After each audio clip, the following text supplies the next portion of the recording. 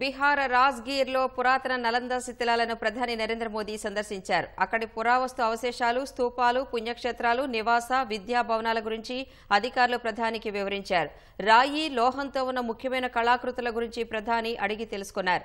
భారత ఉపఖండంలోని అత్యంత నలంద విశ్వవిద్యాలయం అత్యంత పురాతనమైంది. యునెస్కో ప్రపంచ వారసత్వ ప్రదేశంగా గుర్తింపు పొందింది.